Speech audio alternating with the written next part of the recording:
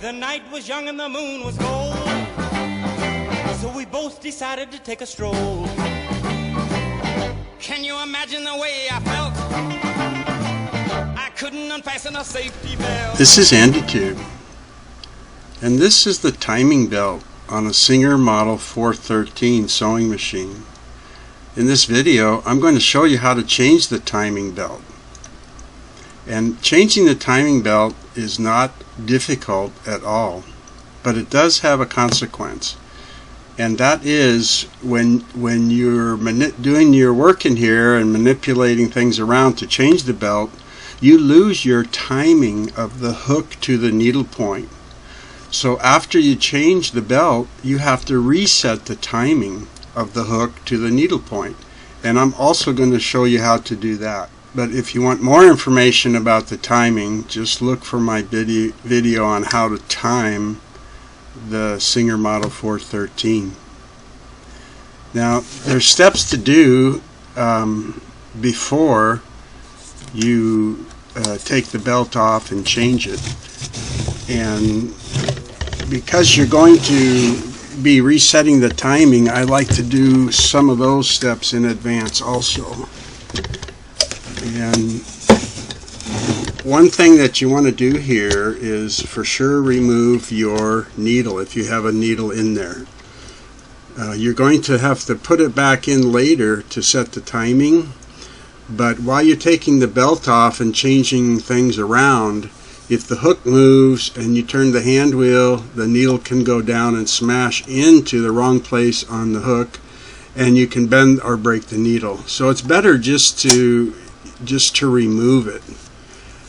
You also are going to want to remove the needle plate, and to do that you slide the bobbin cover plate all the way back, which lifts up the locking pin for the needle plate and allows you to lift it off and remove it. The other thing that you want to do is take out your bobbin and the bobbin holder, because you're going to want to be able to see down in here and see the needle and the point of the hook later when you do the timing. So you might as well remove this now. And to remove the bobbin holder, you lift up on the bobbin positioning bracket or the positioning spring. There's a little place right there you can lift up with a small screwdriver or your fingernail. I like to just lift it on both sides, lift it up off of the screw and move it to the right. And it only moves over about 1/8 or a quarter of an inch. You just lift it and move it to the right, then you can pull out the bobbin case just like that. Okay. The other thing is you're going to have to check the position of your needle height when you go to set the timing. So you're going to need to see the needle bar, so we'll just remove the nose cover right now. It's just a thumb screw here. You just take it out and the cover comes right off. It's very, very easy and quick to do. And the last thing we want to do before we go back down to the bottom side is when you are checking or setting the timing or the needle bar height, you always want your machine to be set the needle position in center. Remember this lever, left, center, right, and it moves the needle bar like that. So you want it in the center, and you also want the stitch width lever all the way to the left in 0. You don't want it any place at all over on the zigzag to the right. You want it all the way to the left on 0, which is straight stitch. So center needle, straight stitch. Okay, now let's get down here on the bottom. Just lay a little towel behind the machine so when I tilt it back I can protect the paint. And I'm going to put it up on a little wood block here to try and give you a good angle on it here. So we have these 2 pulleys here and a cog belt, and this is a tensioner. So this we remove so that we can get slack in the belt and slip it off of the pulleys. And there's just one long screw that goes through this, and I'll show you the whole tensioner unit. It's just like an offset circle in the middle and a couple of plates. You can pull the whole unit off, and you see that there's a back plate, right? And then there's the center, and there's a screw and the top plate. And this center is, I think they call it concentric. So the screw hole is not in the middle, it's over to the side, so that when you assemble this and you put it back on, you'll be able to adjust this concentric to put more or less tension on the belt. And that's why it's not in the center.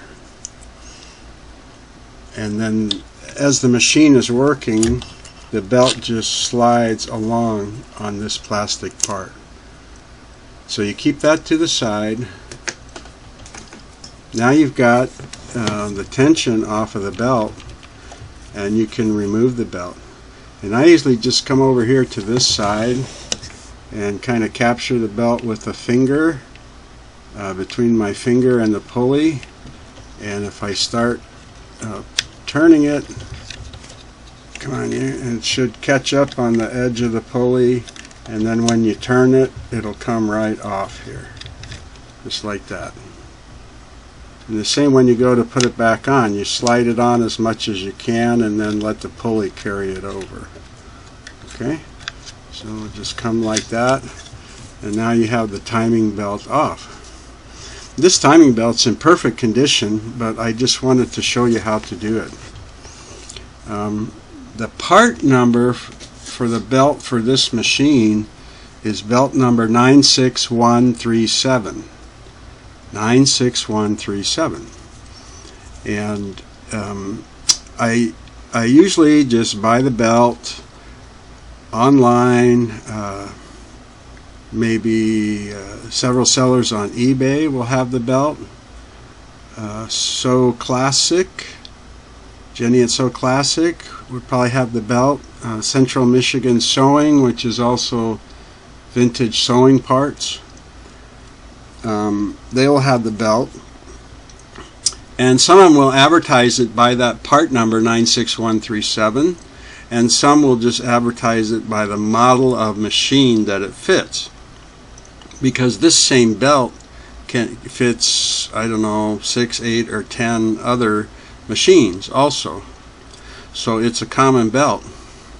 One thing that you do want to look for, and just a caution when you're buying belts, like every one of the sellers except So Classic said that this belt also fits model 337 and 338 and 347 and 348 and 457 and 466 and stuff. But I have to laugh because they all said 337 and 338, and I've done 8 or 10 of each of those models, and there is no belt on the 337 and 338 that I did. They have all metal hook drive system down here, and there is no timing belt. So I don't know where they get that, but and you want to buy from somebody that offers returns if they send you the wrong part. And now I have ordered this timing belt in the past from the vendors that I mentioned, and they described it well, and it came, and it's the right size. And not only that, is this width here.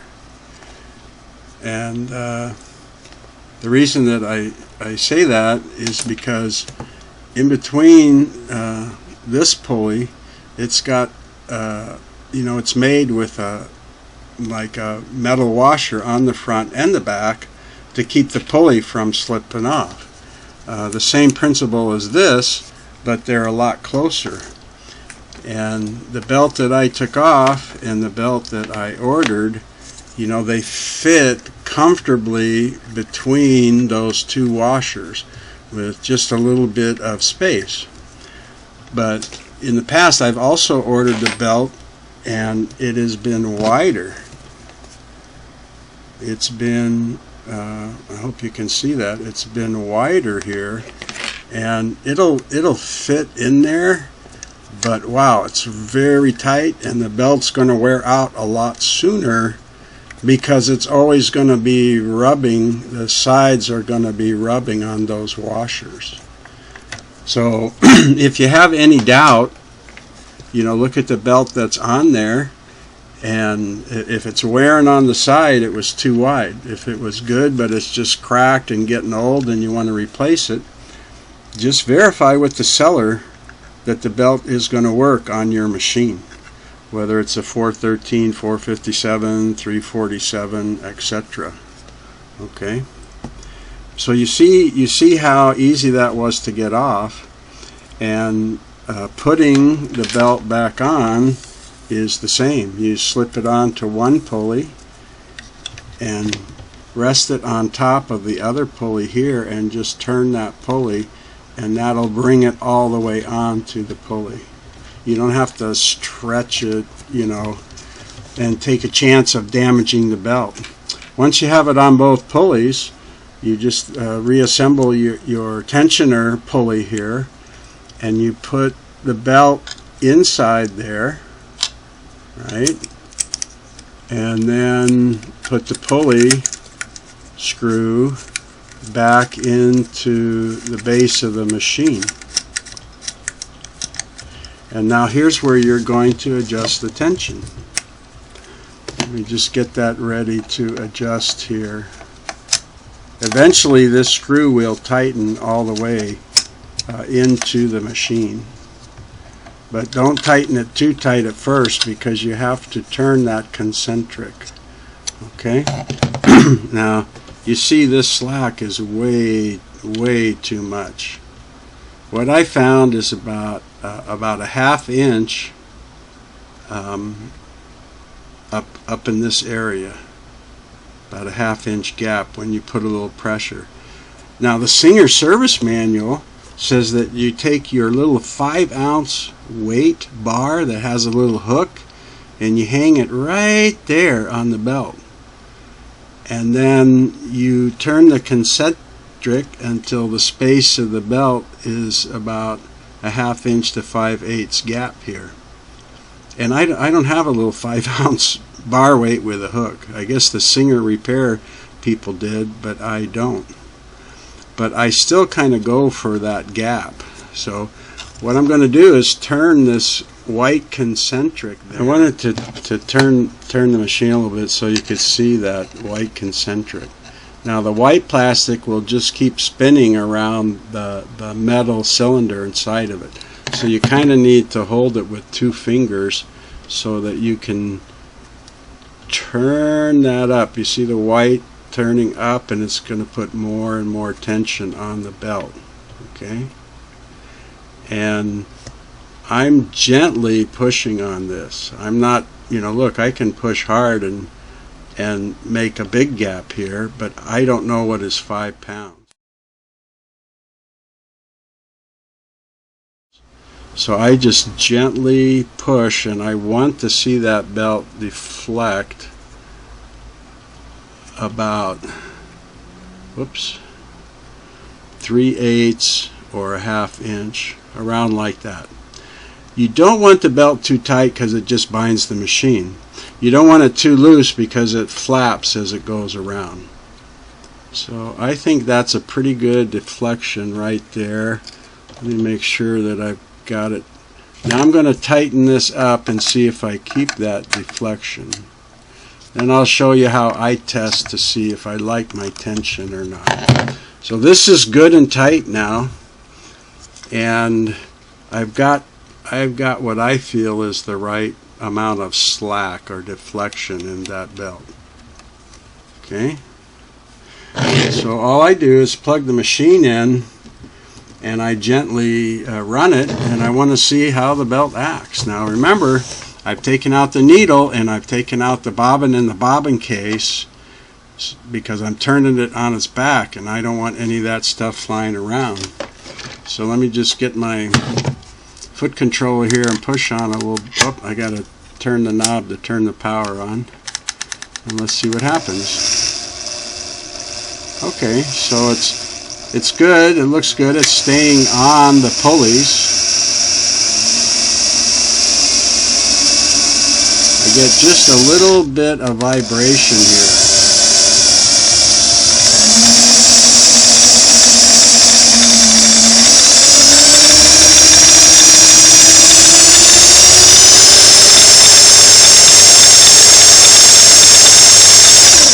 And I'm happy with that. It does vibrate a little bit from the slack, but it doesn't vibrate enough to go up and hit this screw or the aluminum post. And I didn't see any the belt trying to slip up onto the edge of the pulleys or come off of the tensioner concentric. So I like the tension on that. I'm real happy with that. And you can play around with it just like that. You can over tighten it if you want. Some guys I know make it real tight and run the motor, and when they hear the motor straining, and while it's running, they'll loosen this and adjust it a little bit until they hear the strain on the motor go away. Boom, and then they tighten it. I tend to be the other way. I want to tighten it enough that nothing slips and it doesn't vibrate up and hit anything, and I figure that's enough because the belt is going to get a little bit stretched over time. So you know, months or a year from now, I may need to come in and tighten that tension up a little bit because the belt is too loose. So I figure why start out as tight as you can get it, because then when it stretches, you got no place to go. And a belt like this, in my experience, can easily last you 10 years, you know, if it's installed right. And once in a while, look, it's no big deal. You take the oil pan off, right, and you look at your tension, and if it's like, whoa, wow, that looks pretty loose, maybe I'll tighten that up. I think the belt has stretched a little. So you would just loosen, whoops, camera's in the way. You would loosen your concentric tension pulley screw here, right? And you would turn that metal and plastic cylinder in there to bring it up and put a little more tension like it used to be. Oh, that looks nice. And then tighten it back up, right? And you can look for a frayed belt, and you know, if it looks like, wow, this belt's starting to get old, you know, order one and have it. And when it comes, go ahead and change it if you want. But it's nothing like being in the middle of the project and your tension belt goes out and you got to run around trying to find one, and it might take you days. All right, so let's go back up now and talk about how you reset the timing now that you've got your new belt on. Okay, I'm giving you the nose end view here of your needle bar. And before you set the timing, you want to check that your needle bar is at the right height. Now, if you're just changing a belt out and the machine was working great before, you just decided to put a new belt on it, you won't need to check the needle bar height. But if you're, you know, kind of restoring the machine, or it's new to you and stuff, it's very easy to check the needle bar height. On almost every Singer needle bar, there's two horizontal bands that are cut right into the needle bar. There's a top one and a bottom, is what they're called. And the top one is the mark. People still call it the timing mark, but the top one is to set the needle bar height in the machine, and the bottom timing mark is to set the timing of the hook to the needle. So the upper mark is the upper needle bar, and the lower mark is the lower hook. Okay, easy to remember.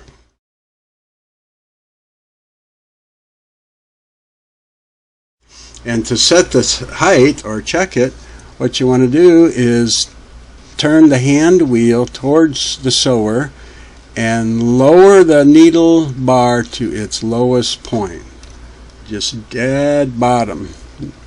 Not coming back up, not still on the way down, but just dead bottom, the lowest point it'll go. And when you do that, right down here, this is part of the needle bar bushing. It's built into the swing needle mechanism for zigzag, but this part right here acts as a bushing to protect and guide the needle bar. And when the needle bar is at the lowest point, that top timing mark is way up here, just about to disappear into the bottom of the bushing. Okay, right up there parallel with it. You should be able to see it, but just barely, because if it disappears, you don't know how far up there it is. So if you just see it right parallel at the bottom there, right there, then you know your needle bar is at the right height.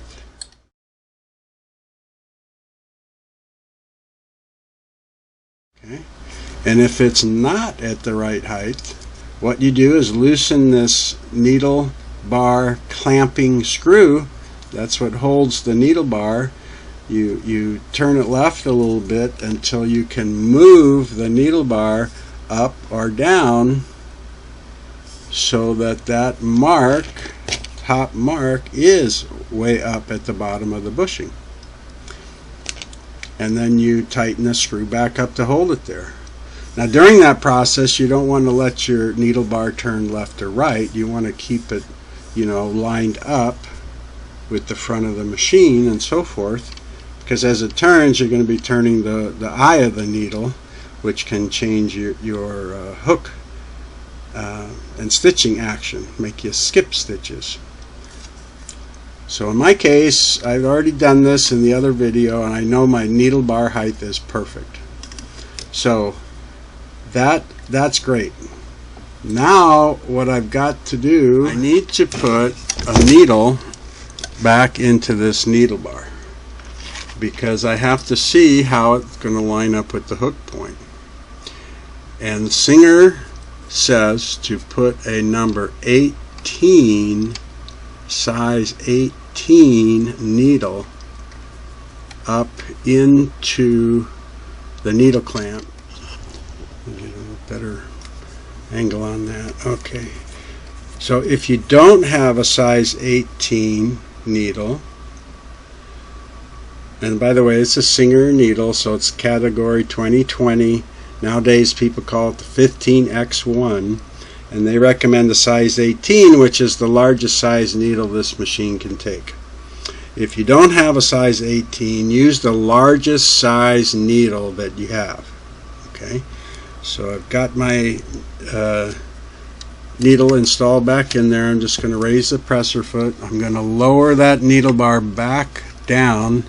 Whoops, and see, my hook is in the way because the timing's off. If I force it, I'm hitting part of the hook.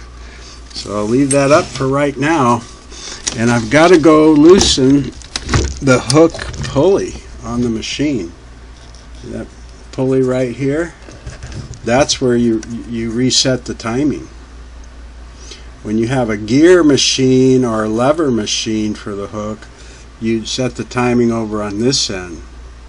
But when you have a timing belt, you set it here. So I've got to loosen this so I can separate the operation between the needle bar and the hook, because they both work in tandem. And what I want to do is separate that so that I can set the needle bar at the right height and then rotate the hook without moving it. So I'm going to come in here and give this a couple of little quarter turns. Let's see if I can go this way. You gotta be careful because your needle's in there, right? Then I'm going to go to the other set screw and put my Allen wrench in there and loosen that set screw. A couple of quarter turns. So the idea now is I'm putting my hand up here on the top, and I'm going to just press it on the inside of the hook. Watch out, don't poke your finger with the hook. But I want to see if I can turn this and the hook does not move.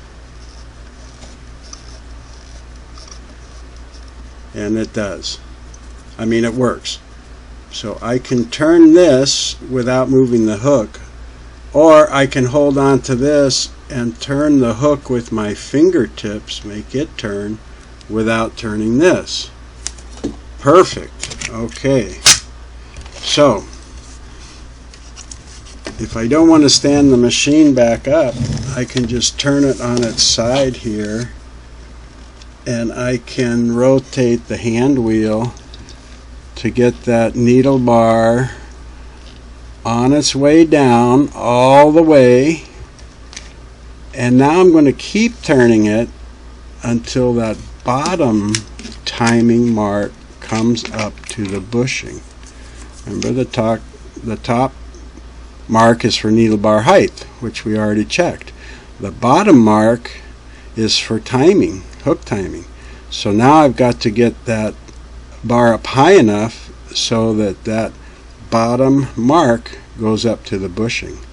And you've got to do it on the upstroke. So that's why you bring the needle bar all the way down, and you keep turning the hand wheel, and now it's going up, up, up, up, up. Oh man, I can just barely see it now. It's starting to go into the bushing.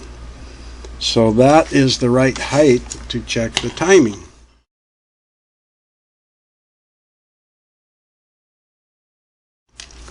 Okay,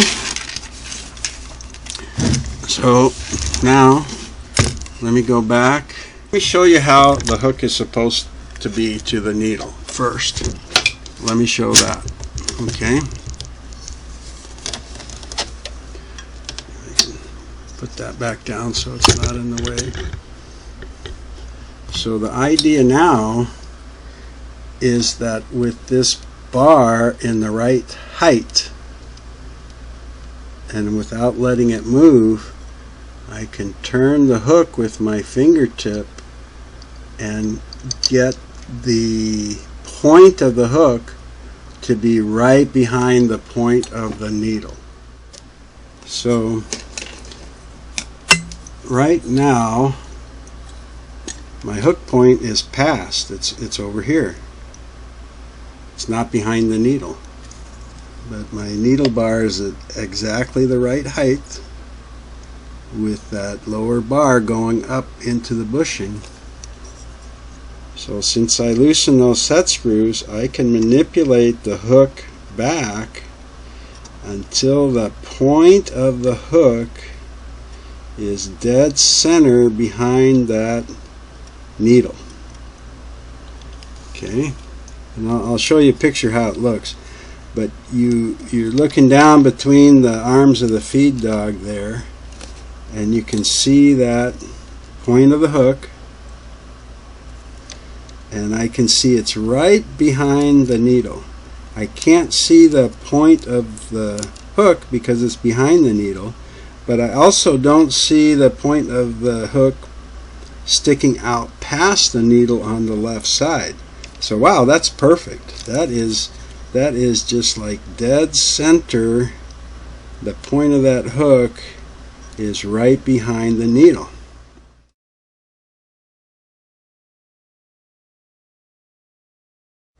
Okay, so that's how it's going to look to you. Then we're going to put the machine back on its back again. And what we want to do is tighten up these set screws without turning the hand wheel and moving the needle, and without turning the pulley and changing the hook or anything. But what we do want to do is make sure that the pulley is up tight against the bottom of the hook base. So to do that, you just put your hand up on top and press right in the center of the hook and just press it down, and then press right in the center of the pulley and press it up. So now the two are together. You don't want a gap or you'll have play. See? So I didn't change the needle height by turning the hand wheel, and I didn't change the hook or turn the pulley or anything. It's all right where it's supposed to be. So now I'm going to tighten up whatever set screw I can get to. And I'm going to tighten it almost 100%. Because after I snug up one, I've got to rotate everything and tighten the other. Right? Because it takes two to hold that hook. And you won't be fumbling around like this when you're doing it, because you're not going to have a camera right in front of your face, you know. So I snugged that up pretty good. Now I'm just going to turn the hand wheel gently. And by turning the hand wheel gently and slowly, I can find that other set screw, get it in a little bit easier position for me, and now I can tighten it. Righty tighty. Okay. And I'm going to go ahead and tighten it very firmly. I'm not going to break anything, but I don't want it vibrating loose over time. Okay. Now I can just turn this and get back to my first set screw. I had just snugged it up, but now I'm going to finish tightening it very firmly. Just a little bit more like that, and I'm good. I don't have any play like this. You know, it's not wiggling, so it's not going to be chattering around when I'm sewing. It's up against the base of the hook mechanism. So I'm gonna turn my machine back up, and I'm going to lower the needle all the way and bring it back up to where that my line is, bottom timing mark is just heading right into the bottom of the bearing.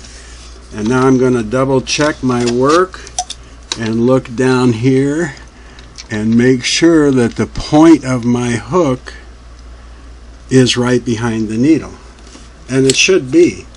And if it's not, then you need to go back and loosen that pulley and do it over. But that's the trick. You loosen that set screw on that pulley so that you can turn the hook and the needle bar, meaning the hand wheel, independently. So you can set your needle bar height for the timing mark, and then you can adjust the hook with your finger here to get it all lined up, and then you go back and tighten the set screws on the pulley, and that's it. So that's how you've changed the timing belt, and consequently you had to re-time the machine. You know, that's just part of it. So you got a twofer: how to change the belt, and by the way, how to set the timing between the hook and the needle. You can do it. Thanks for watching AndyTube. I hope you'll come back and visit me when you have time. Your comments are always welcome. Take care. Still trying to get her belt to loose. All the way home I held a grudge. empty belt that wouldn't budge. Cruising and playing the radio with no particular place to go.